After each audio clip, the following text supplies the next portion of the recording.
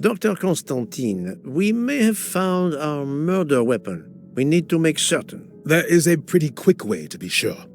I have estimated the depth of the wounds. You can easily find the depth of each wound by comparing the width. There are 5 of them that I am not sure about. Test them, and then we will compare our results. I will do as you say, Doctor.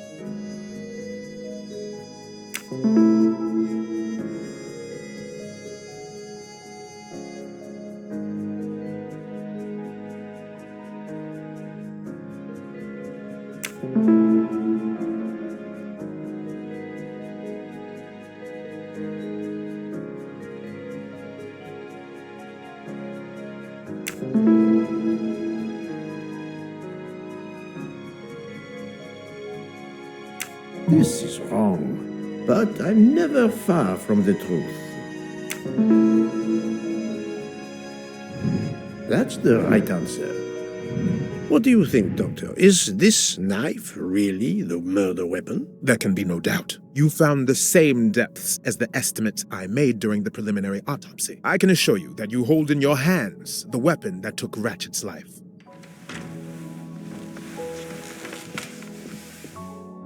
Thank you.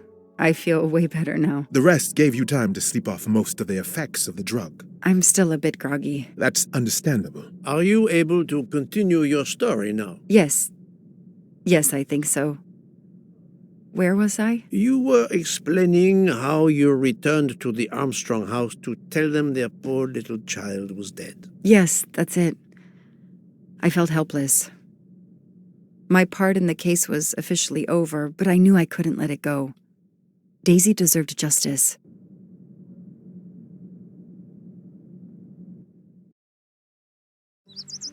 Two days later, I returned to the Armstrong house to tell them Daisy would be released soon for burial. I was angry with myself that I couldn't bring them better news. I wasn't prepared for more tragedy.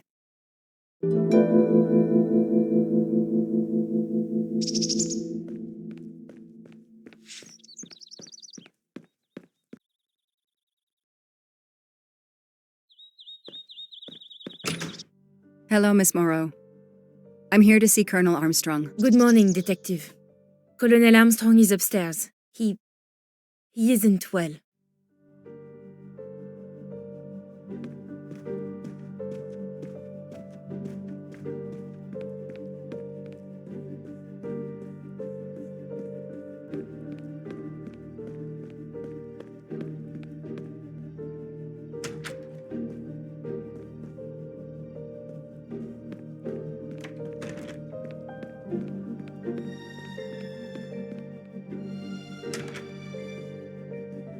Good morning, Colonel Armstrong. Is your wife here? Here? No, Sonia is not here. Always one step behind. She died of a miscarriage last night. My wife, Daisy, and our baby. My whole family is gone. I'm so sorry. I came straight here this morning. I received word that you can arrange for Daisy to be returned to you for burial. I didn't know. Well, then, now you don't have to come back. I can arrange for Daisy, my wife, and our unborn child to be buried all at once. Very efficient. Being a military man, I can appreciate efficiency. I know how hard this must be for you. No, you don't know. I don't want your sympathy. I want you to do your bloody job and catch the creature that did this. I know you won't believe me, but I swear to you, I will find who did this. If it takes me to the far corners of the earth, I will find them. Then go. Please go now. Go find them.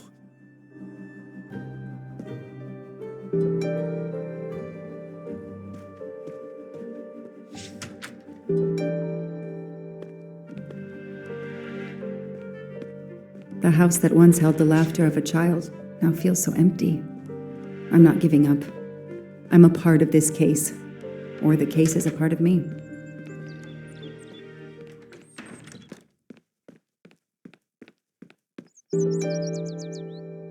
All units, Hike is in the vicinity of the cabin where Daisy Armstrong was found, spotted a pickup truck drive through the barricade tape, and then head up the dirt road toward where the subject cabin is located. Any car nearby who can respond? Unit 28, we can respond, but we're a ways away. Dispatch, this is 11. I'm on it. Copy that. 11, you're good to go. Copy that.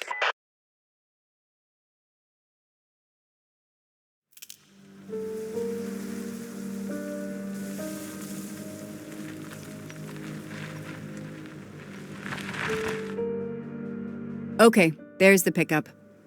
Let's see who ignored our barricade tape. 11 here. I'm at the cabin. Someone has broken in. Are you requesting backup? Not yet. I'm going to take a look around. Copy that, 11.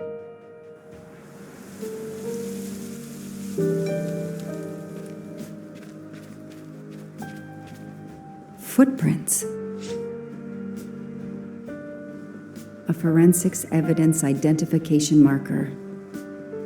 Forensics had to go through this place with a fine-tooth comb. He's not here. That's where I found Fluffy, Daisy's special toy. I hope we returned him to the family. 3/8/92. Oh.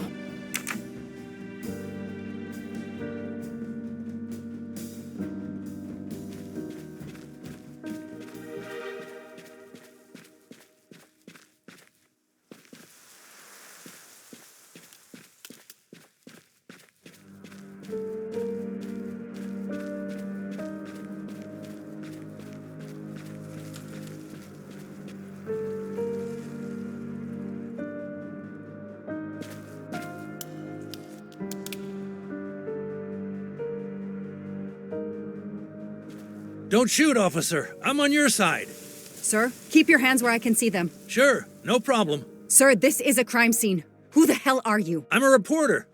Boston 6 News. You can get us on cable even here in the mountains. They haven't heard of crime scene tape in a big city like Boston? All right, that wasn't my best move. I got all excited. I didn't expect to find the place deserted. It was hard to resist. You should have tried harder. I'm placing you under arrest. You should be thanking me. Look what you apparently missed and I found. We'll get to that, but you're going to answer some questions first. I'm more used to asking questions, but fire away.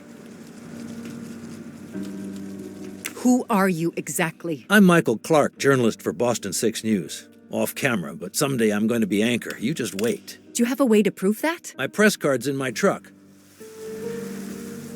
What are you doing here? You should know a crime scene is off limits. I'm investigating the Daisy Armstrong kidnapping like you. Does the pickup parked in front of the cabin belong to you? Yes, indeed, it's mine. I'll check. Show me your hands. I'm going to cuff you. I'm sure we can work out a deal. Put your hands in front of you.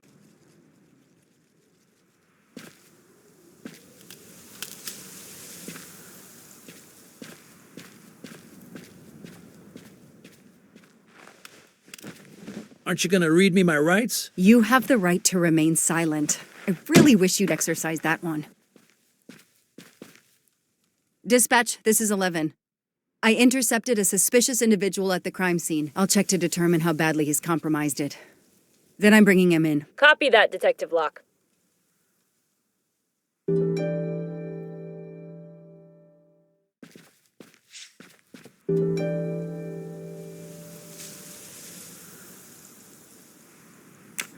The glove compartment is closed.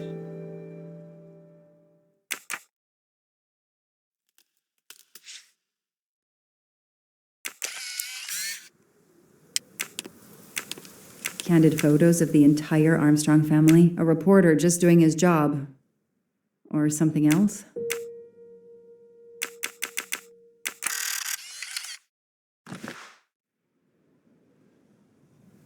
Clark's press card, and the phone number of the newspaper is on it. Ah, good. I can give them a call.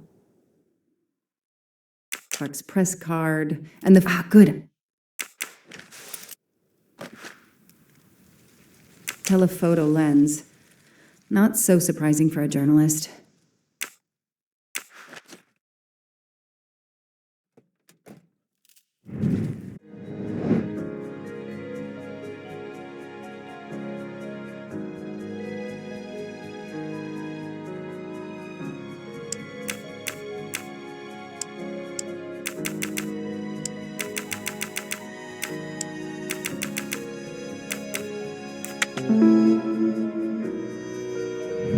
Score. 1.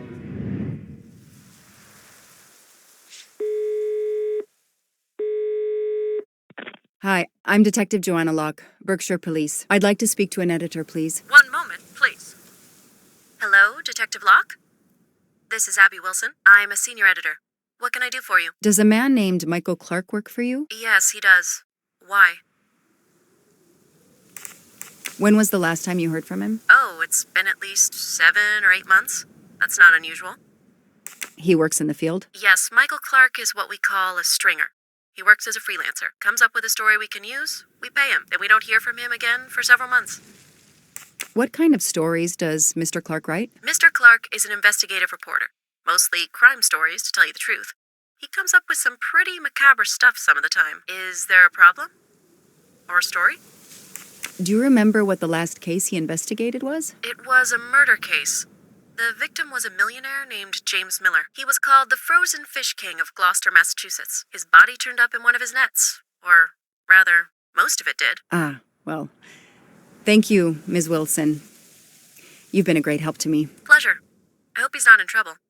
He can be a little pushy, but he's a good guy overall. So what's he working on now, Detective?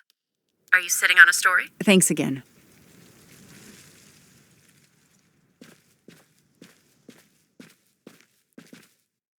This outline is the same shape and size as the gasoline can.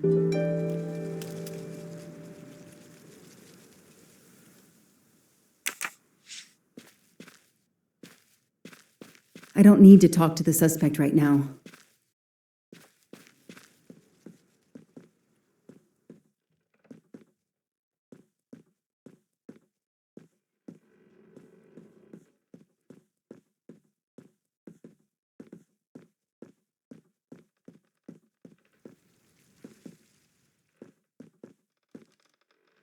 Duct tape to silence Daisy's screams. Damn it, Daisy. I will find whoever did this to you.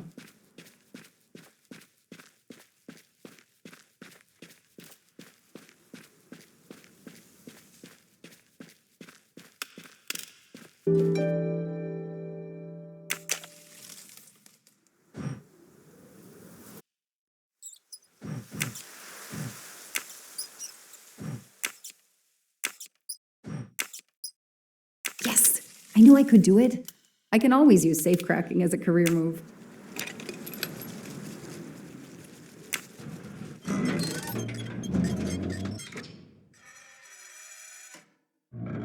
There.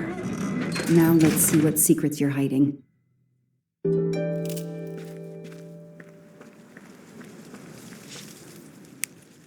This must be the missing can from the pickup.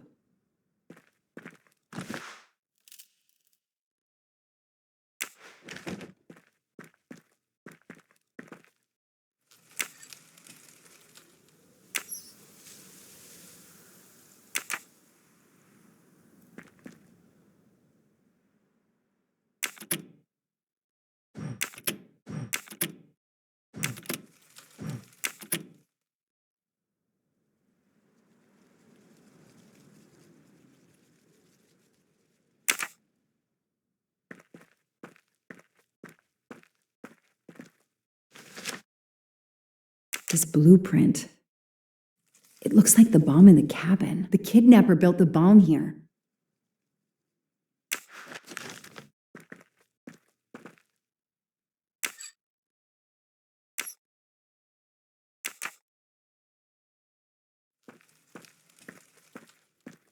This bunker looks like it's as old as the cabin. Everything is falling apart.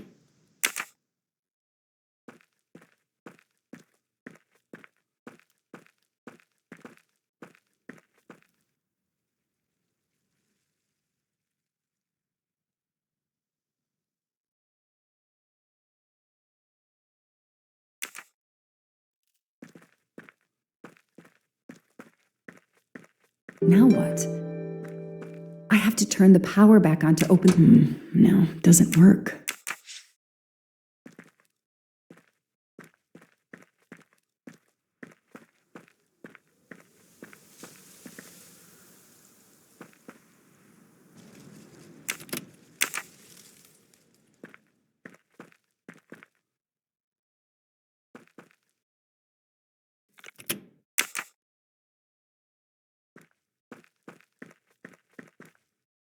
Let there be light.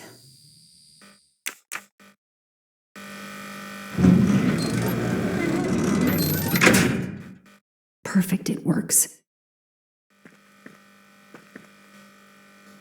February 24th, the day of the kidnapping. They knew about the party and everything.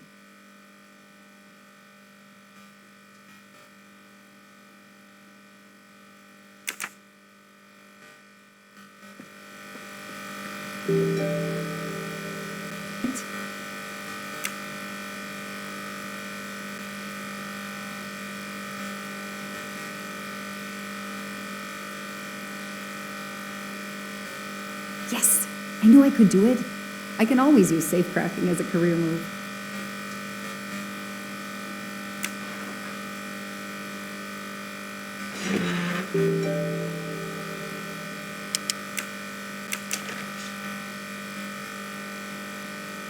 It's Daisy's hair clip, the same as the picture I saw at the Armstrong house.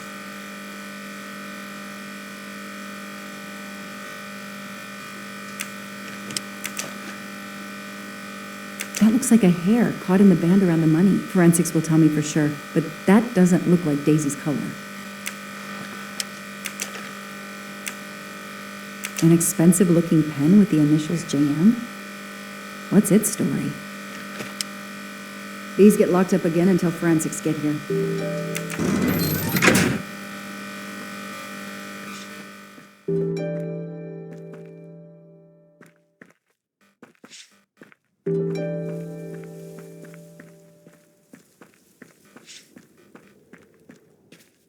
I'll secure the bunker for forensics. Progress at last.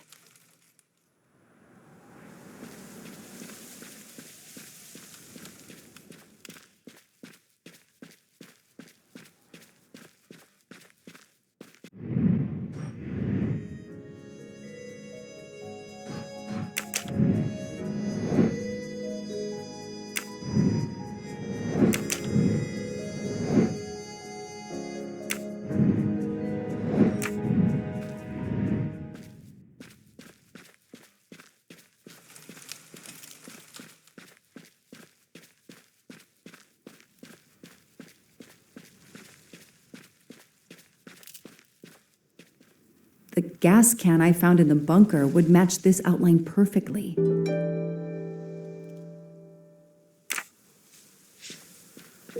I don't need to talk to the suspect right now.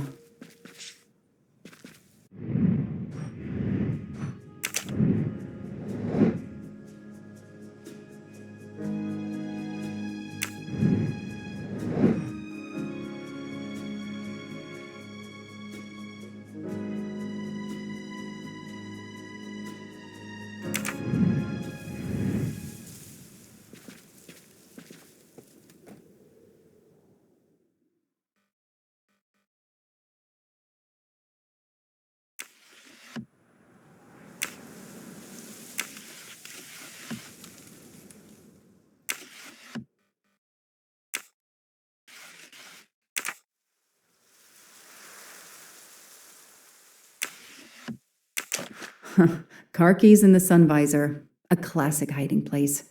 At least on TV.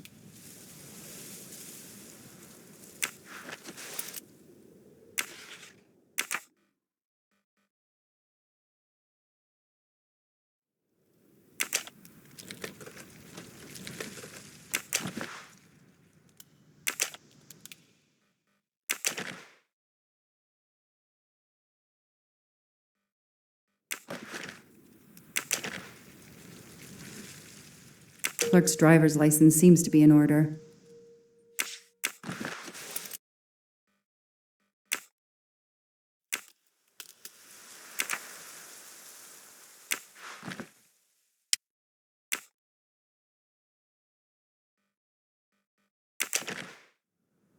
The vehicle registration is not in the name of Michael Clark or a rental company. Okay, time for forensics to attack that bunker. And Clark? He's too sure of himself. I need to get him into an interrogation room and find out what really makes him tick.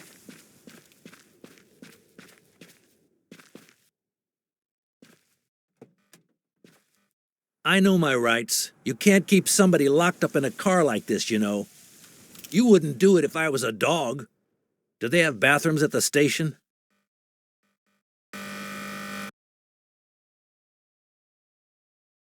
I have the right to make a phone call, Detective whatever your name is.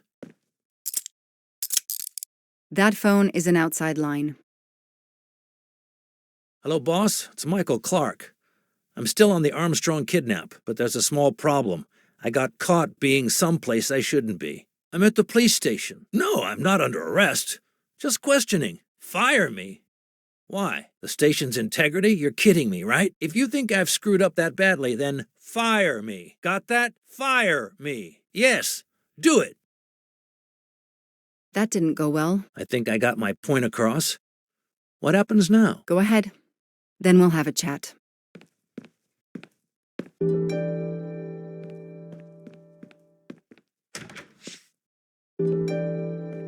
An extra computer so I don't have to go all the way out to my desk.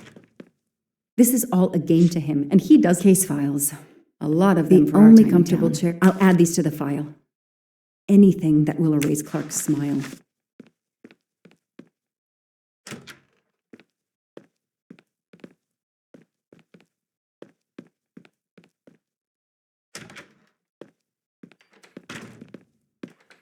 Now that we've taken your DNA, we can begin. Interview of suspect Michael Clark, 6 p.m., March 30th, 2019. This interview is being recorded. By elves behind the mirror, no doubt? You were arrested at a crime scene where you damaged police barricade tape. I'll pay for a new roll. That's a Class A misdemeanor, and it carries a $500 fine. Oh, that's unfortunate. To begin with, where were you on the night Daisy Armstrong was kidnapped? I was watching TV in my motel room, but I had my police scanner on. I heard the first reports that the little girl was missing. No way the police at the scene were going to let me get close. I set my alarm so I could get on the story first thing in the morning and tried to sleep. It was difficult. Can anybody confirm where you were? No, afraid not. I was alone and sleepless. A sad combination. And I realized a bad alibi.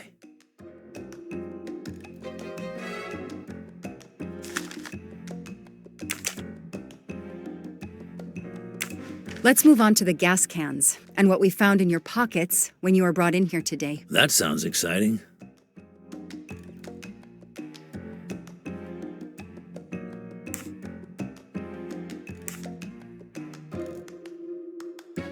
In addition to the gasoline in the back of your pickup and another in the bunker, you had a lighter and gloves in your pockets. You were going to set fire to the bunker and every scrap of evidence inside. Where to begin? I'm sorry to disappoint you, but I wasn't planning to use these things to destroy the crime scene. I've been around crime scenes my entire career. I brought the gloves so as not to contaminate it with my fingerprints. The gas can in the back of my pickup, I use it to put gas in the truck. Gas stations are few and far between in your mountains. I didn't know there was a gas can in the bunker. If that's true, I did you a favor. My arrival obviously scared off somebody planning to burn everything. Do you also have an excuse for your lighter? The lighter? I'm trying to quit smoking. I used the lighter as a reminder not to start again.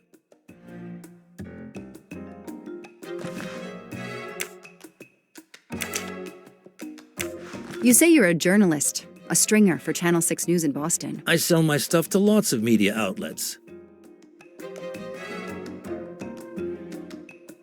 How is your editor doing? Last time we spoke, she was fine.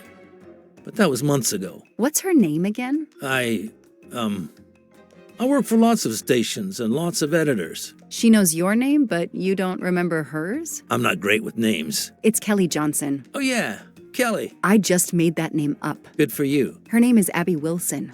Mr. Clark, you lie like you breathe. Huh. Well, that was mean. He thinks he's invincible. I need to play his ego. That's the key. What are you doing in the Berkshires? And what is your connection to the Armstrong case? For the past few months, I've been working on a big case. Boston 6 News was looking forward to my next story. The Armstrongs have been on my list of potential targets for a long time. I changed gears when Daisy was kidnapped and started investigating the Armstrongs.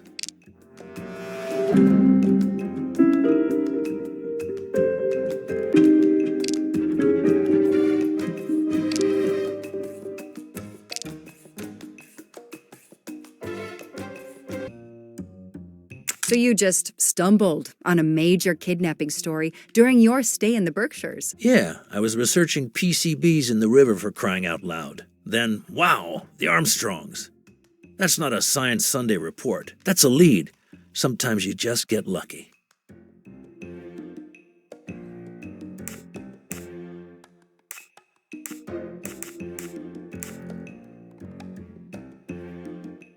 Your camera in the pickup. There were photos of Daisy from before she was kidnapped. The Armstrongs are a famous family, like the Kennedys or Hollywood couples. Gossip sites love them. People want to see how they live. I started out just stealing candid shots. Paparazzi live on getting that one exclusive shot. Steamy, intimate, whatever. Then when the kidnapping happened, I realized I was here first. What an opportunity. And I jumped at it. You have an answer for everything. You're not very good at this, are you? How long have you been on the job? Long enough to put you away for life, if you killed that little girl.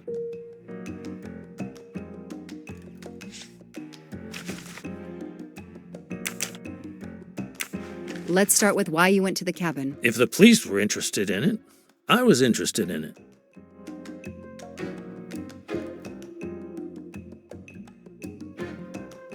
How did you find the cabin? Police radio. I heard the forensic team getting directions. Then, when they finally left the scene late this morning, I jumped in my pickup and hurried on up the mountain. You tore the tape at the entrance to the property and stomped all over the house. This constitutes a serious violation of a crime scene, Mr. Clark. I'm aware of that. I'm sorry. I'll pay the fine. But I got carried away. It isn't often I get a crime scene all to myself. He's enjoying himself. I need to throw him off balance somehow.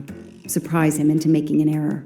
Explain to me again how you got to the crime scene. I listened in on the police radio frequency. Anybody can do it with a scanner. I headed for the crime scene in my trusty pickup, like I've done for years. After the forensic team left, I needed to see the crime scene for myself. I got to the bunker just before you arrived.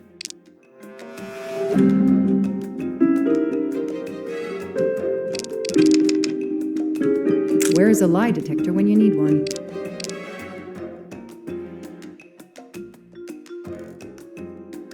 Come on, Joanna. You're a better detective than that.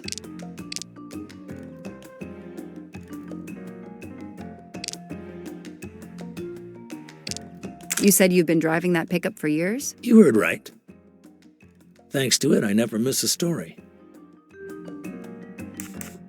You say you've been using your pickup for years, but the title certificate is not in your name. The truck belongs to somebody named Stephen Baker. Okay, I don't get why the pickup is so important to you, but I guess my ego made me say that. Yeah, the pickup was lent to me by a friend. I couldn't afford it even with a loan. I think you stole it, Mr. Clark. You needed a pickup like that for our mountain roads, so you stole that one. Try proving it. But while you run off on some wild goose chase, you can't hold me. I know that Clark is lying. I need to reconstruct the whole sequence of events in order to understand what happened.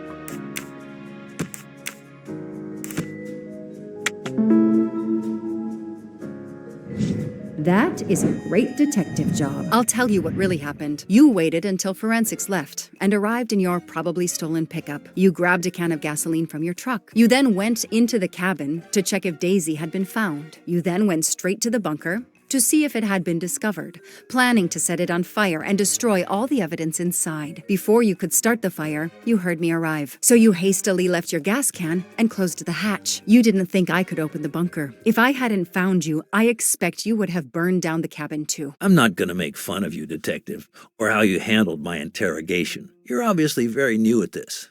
I swear I'm telling the truth. I didn't know the bunker was there until the moment you showed up. I seem to have trumped your entire police force. When I get the DNA results from the bunker, we'll continue this conversation. You have no concrete evidence against me whatsoever. The lab results will be in soon.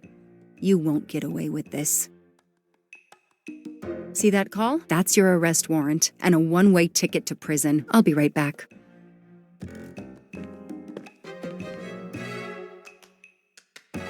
Hello, sir. I think I found the man who kidnapped Daisy Armstrong. I'm interrogating him now. Hold on, Detective Locke. I have some bad news. Someone set fire to the cabin in the bunker. The fire department is on the scene, but they say it's too late. That's impossible. My suspect has been in the interrogation room with me all evening. We can't hold him. Suzanne Moreau. Her fingerprints are on the wine bottle found in the cabin. We also found an unknown person's fingerprints, but they don't match your suspects. Sir, with all due respect, I'm convinced Michael Clark is involved. Detective, I'm cutting you some slack already. But we cannot hold your suspect simply because you're convinced he's guilty. We have evidence that Suzanne was working with an accomplice, Noah Garrity. I order you to release the reporter and arrest this Moreau. Let me just check my last lead. The DNA analysis of the hair found in the bunker safe. The results just came in. I know how hard this is. Okay. Get the DNA results. Detective Locke, I will give you 1 hour maximum. Then you close the file and arrest Suzanne Moreau. Thank you, sir.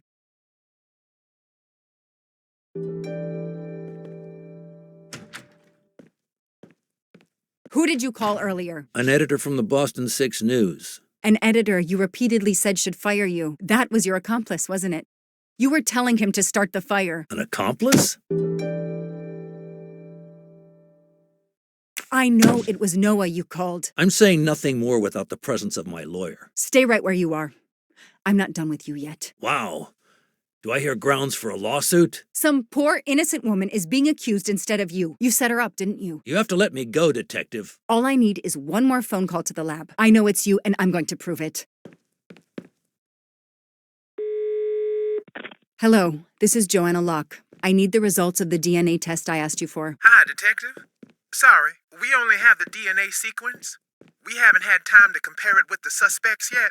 It'll take 7 more hours. I'm sorry, but you are not the only one on the waiting list. Send your analysis to my computer in the office. I'll do the comparison myself. I need authorization. I have a murderer who is going to walk free unless I get those results now. Fine, we'll send it to you right away, but I'll have to log this. It's my last chance.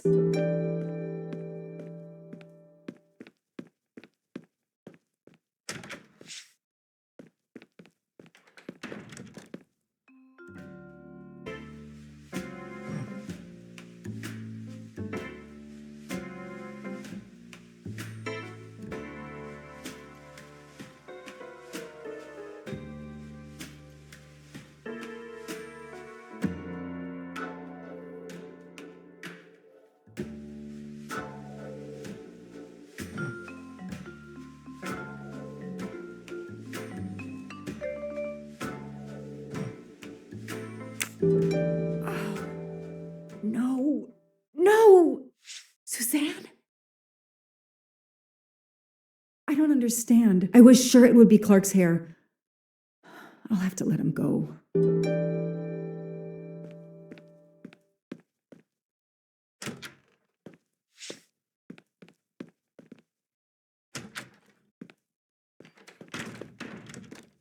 You can leave.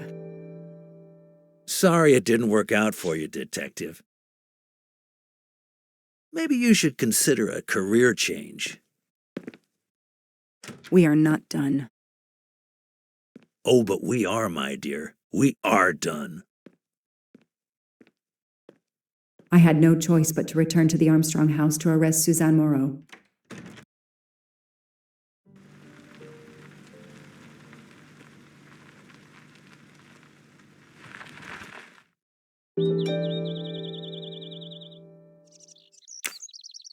The arrest warrant for Suzanne Moreau. Suzanne was set up by Clark and Noah. They are the kidnappers, but I'm not giving up. When Suzanne comes up for trial, I will fight for her defense. But for now, the district attorney is in charge. If I want to stay a detective, he always has the last word.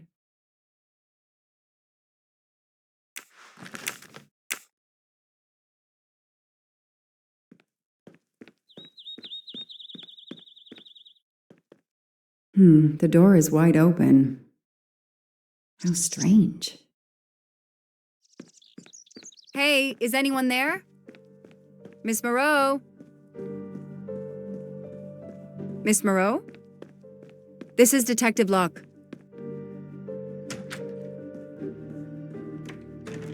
Miss Moreau, can you hear me? It's me, Detective Locke. You must get up now. Miss Moreau? Miss Moreau, can you hear me? Suzanne Moreau is dead. There are no traces of blows or injuries on her body.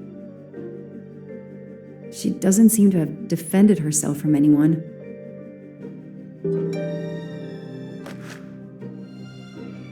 It appears Suzanne killed herself by ingesting all these drugs.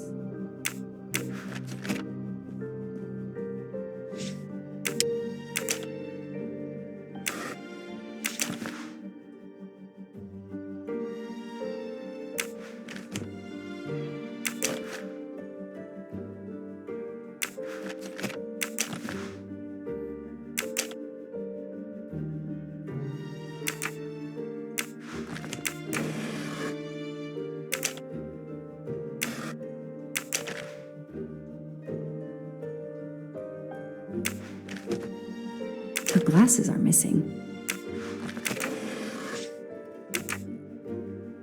Suzanne's diary is missing.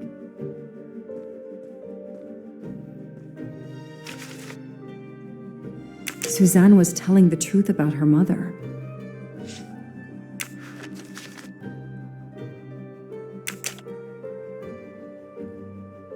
She must have realized at last how she'd been used. The death of her mother would have been an additional shock, and the self-righteous court of social media was as quick as usual to try and convict her.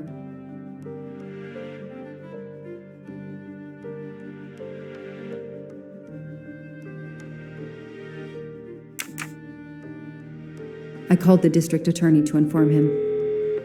This is Detective Locke, sir. I'm at the Armstrong house. Have you arrested Suzanne Moreau? She's dead, sir. Apparent suicide, but I need a forensics team. She killed herself out of remorse for her part in the crime? We don't know that yet. I'm calling forensics now, but I wanted you to know. What a mess. Stay on site until forensics arrive. Yes, sir. Standing by. The investigation was officially closed. I was certain that she was innocent, and Clark had been responsible for 4 deaths and then vanished into thin air. With $1 million. Dollars marked, though, and not easily spent. I didn't care if the case was officially closed. I swore, Mr. Poirot, whatever it took, I would hunt him down.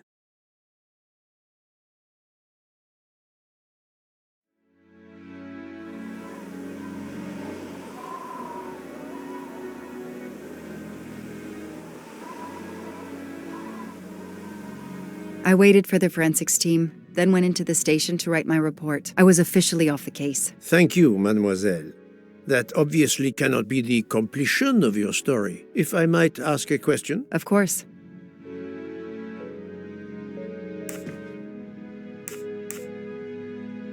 Michael Clark, the reporter. He was Ratchet? Absolutely. I was the only law enforcement official to question Clark. I knew this wasn't his first kidnapping. You looked for similar cases. What do you Americans call the MMOs? Means, motive, and opportunity. Yes, I looked for someone in plain sight. Someone on the edge of a kidnapping case. Someone in plain view, keeping track of the investigations.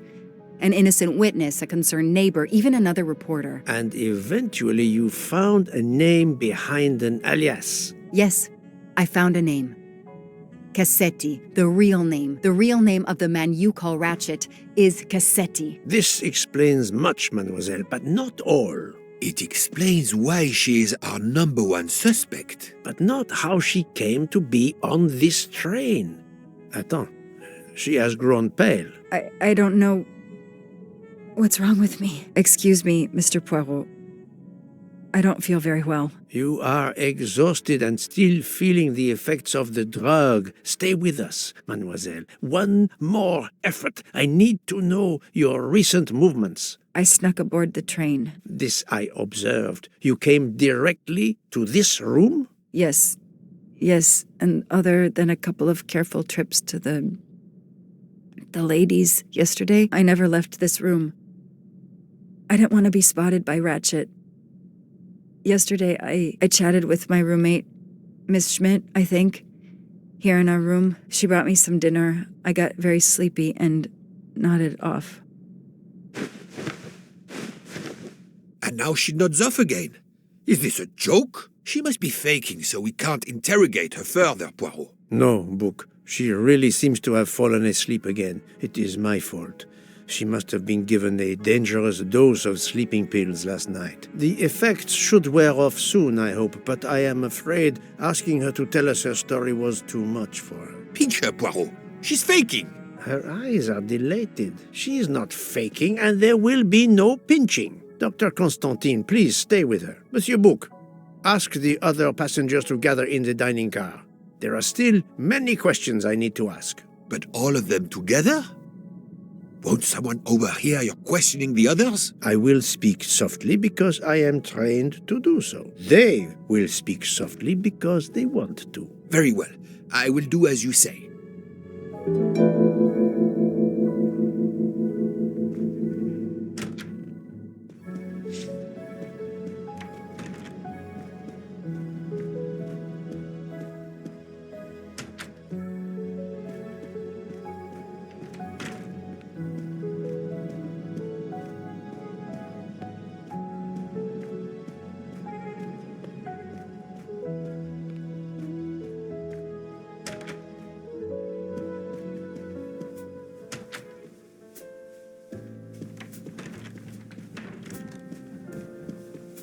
I hope we will be leaving soon.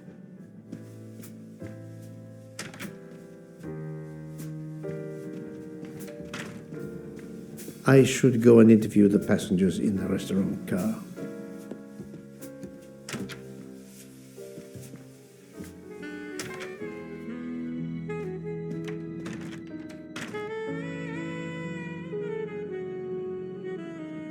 The passengers who agreed to come and talk to you are assembled, Poirot. Mr. Masterman is already here to answer your questions. Perfect. Thank you, my friend. Sit down, Monsieur Masterman, please. Thank you. Does the name Cassetti mean anything to you? No. Should it? Have you heard of the Armstrong kidnapping case? Of course. It was all over the news a few years ago. Your employer's real name is Cassetti. He was the man behind that kidnapping. Mr. Ratchet was... He murdered that poor little girl? Mr. McQueen, the man you worked for is a kidnapper named Cassetti. What? What kidnapping? He murdered his victim, a child named Daisy Armstrong. The Armstrong kidnapping? You had no idea of Monsieur Ratchet's real name? Damn skunk! Why are you so upset? My father was the district attorney who handled the case, Mr. Poirot. I saw Mrs. Armstrong more than once. She was a lovely woman, so gentle and heartbroken. If ever a man deserved what he got, Ratchet, or Cassetti, is the man. He didn't deserve to live. Madame Olson, have you heard of the Daisy Armstrong case? No, I've never heard of it. It was only 2 years ago. It was famous. Maybe so, but it was not famous in Spain, where I have been helping the refugees from Africa. You've never heard the name Daisy Armstrong? No, never. Daisy Armstrong? No. No. No! No. Yes. It was all over the English tabloids before I went to Jordan. A horrific crime that claimed the lives of an entire family and their wrongfully accused nanny. That's right, isn't it? Quite so. I thought the culprit had been punished. Some might say that the culprit was punished last night. Oh, my heavens. May I ask you a few more questions? Yes, of course. You read about the crime, as you said, in the tabloids. Yes, that's right. For weeks, news of the royal family was eclipsed. Have you ever been to the United States, mademoiselle? No, never. Jordan was really my first trip abroad. You were in Jordan? Yes, I was an English tutor there to the children of a high official. Until recently.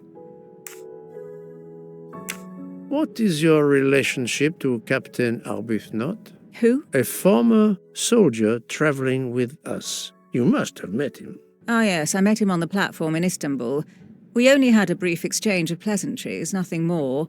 British Reserve and all that. Ah, the British Reserve. Yes, with this I am familiar.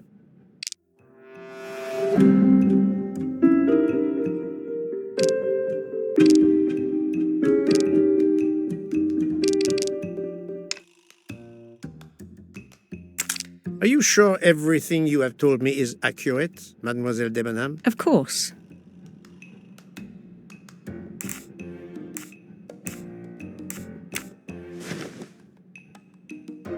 Mademoiselle, I know that you met Captain Arbuthnot at the Tocatlion Hotel.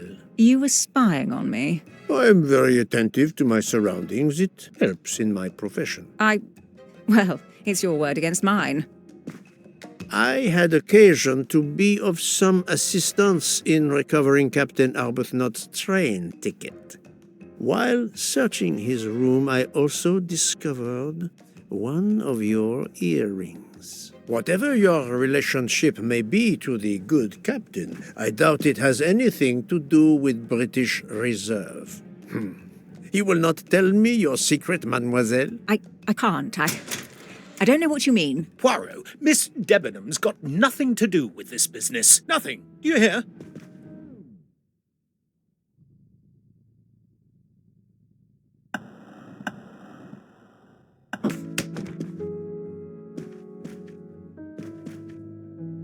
Archie, stop. Captain, no! This behavior is unworthy of an officer and a gentleman. Leave her alone! Have you no honor? Archie, we should go. Captain Arbuthnot, I am certain you are a brave soldier, but you are a poor actor. The truth is that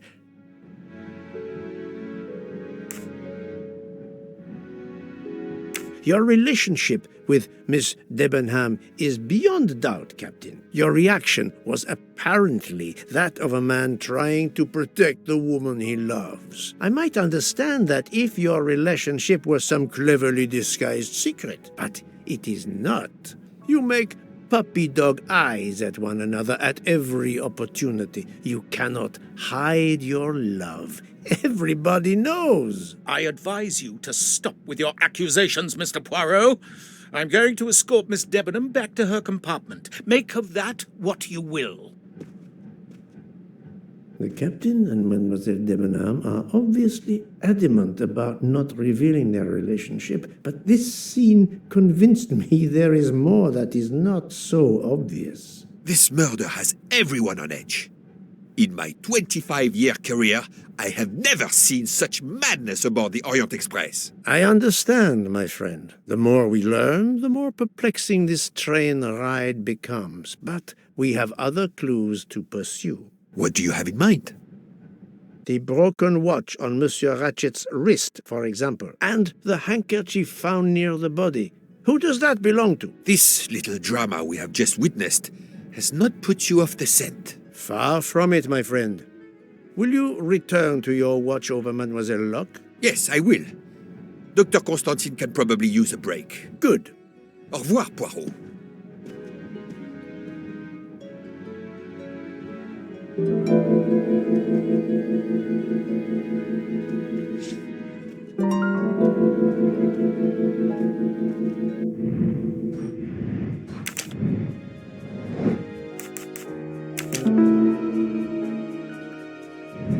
My little gray cells did not let me down.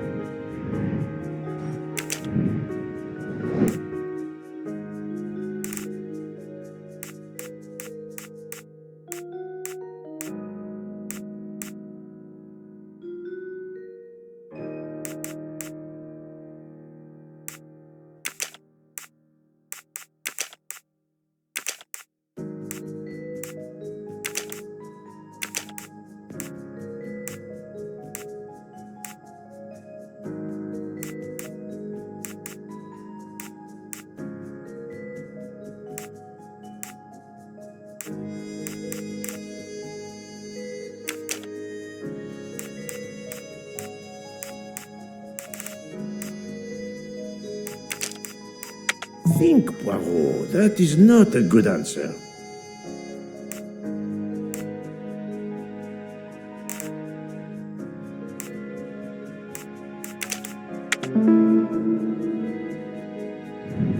That was easy.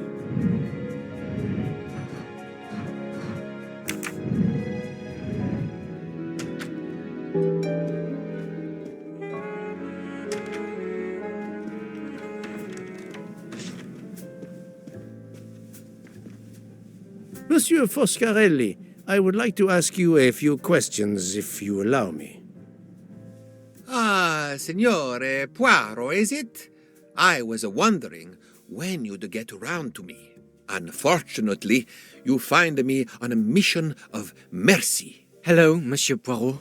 Sorry, we have a small problem. The orange juicer has broken down and I can't fix it. Mr. Foscarelli has kindly offered to help me. It isn't a car engine, but I am doing my best. Even with the two of us, we can't manage. Let me guess. You call upon Poirot to help. I'd be happy to answer your questions when we finished.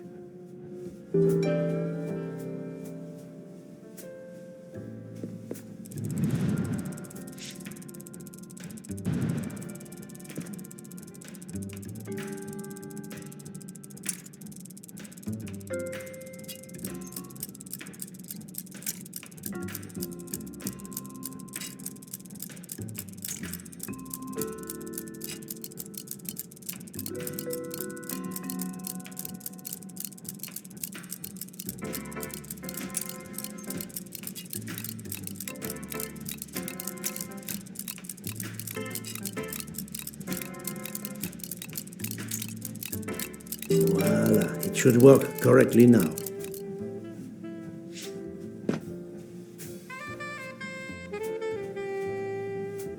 Bravo! I should stick to automobiles. Well, now we can talk calmly.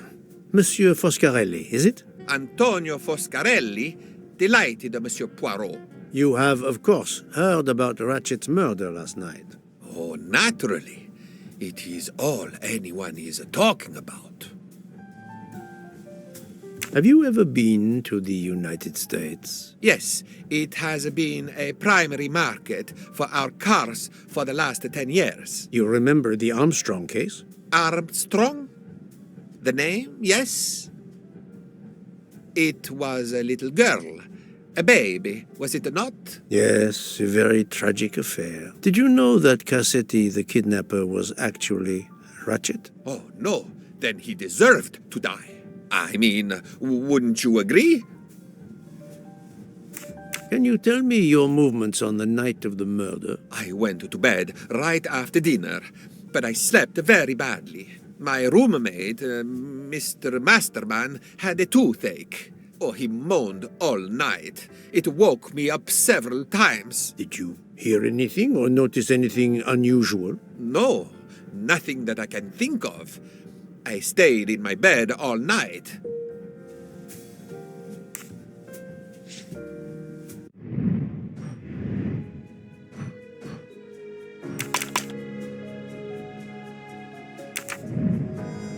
Well, thank you, Mr. Foscarelli. I'm sorry I couldn't help more, Signore. I remain at your disposal if you should need me.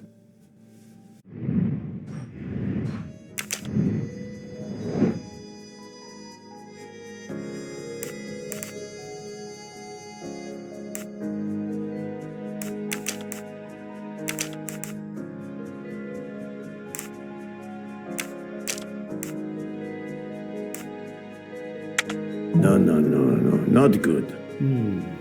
Let me consider all the possibilities.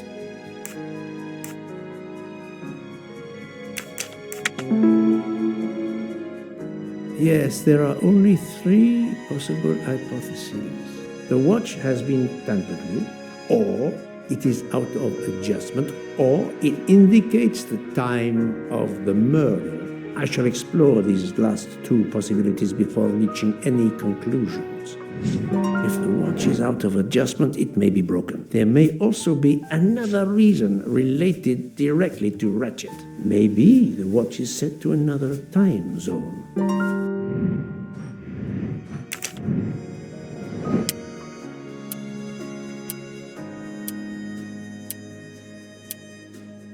I do not think that's the right answer. The watch was not defective because the second hand is still moving. I'm right again. That...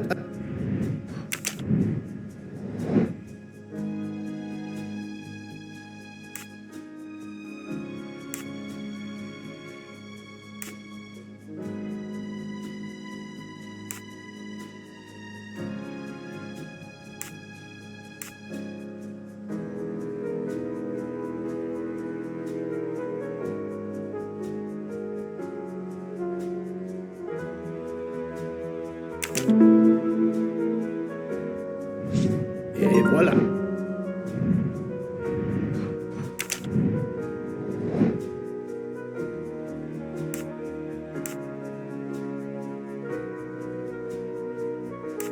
Good job.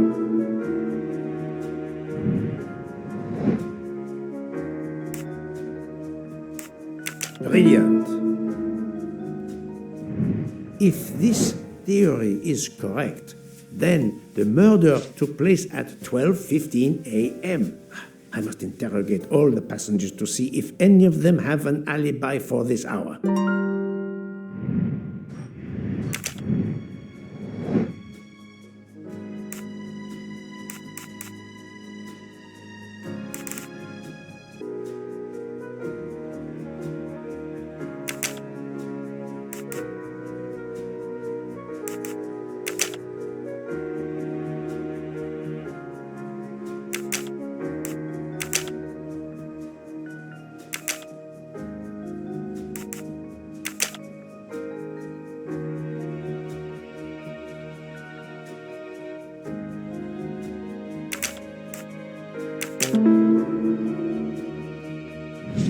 I'm right again. That happens.